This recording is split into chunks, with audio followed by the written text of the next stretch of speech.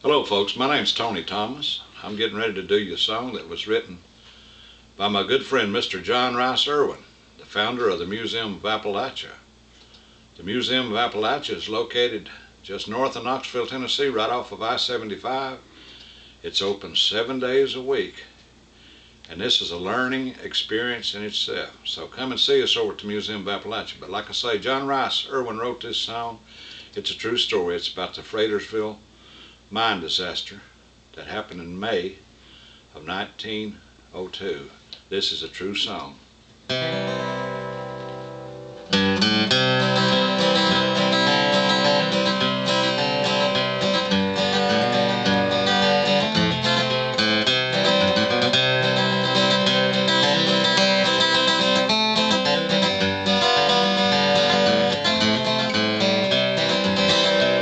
In the early twilight of the morning chill came 200 men down to Fratersville.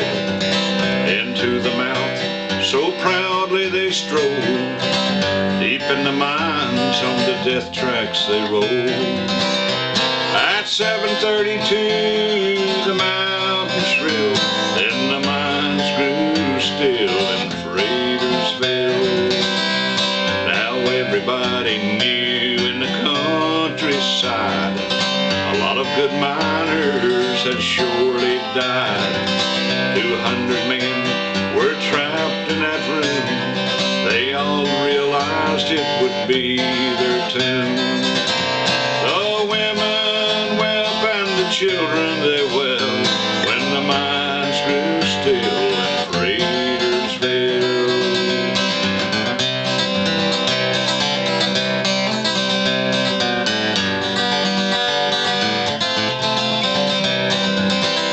It was dark and hot, there was little light, but the miner Jacob Powell, he didn't manage to write. We're all buried in, we're going fast, the air is foul and we can't long last. Then Jacob Powell wrote as he neared his death, "Dear Ellen, I pray for one good breath.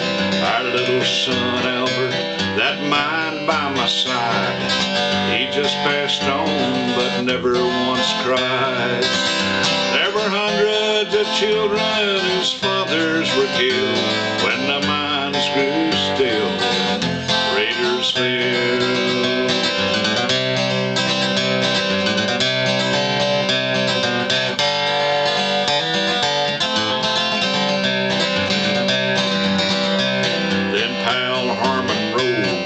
Very last night, he said, "Boys, please don't work down in the dark cold mine. Some of the miners laying dead in this cold, while they're just young lads, not 12 years old."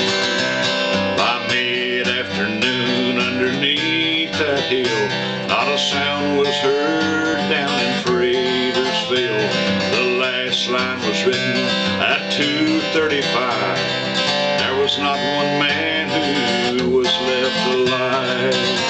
Then the church bells they tolled for the men who were killed when the mines grew still in Fratersville. The church bells tolled for the men who were killed when the mines grew still in Fratersville.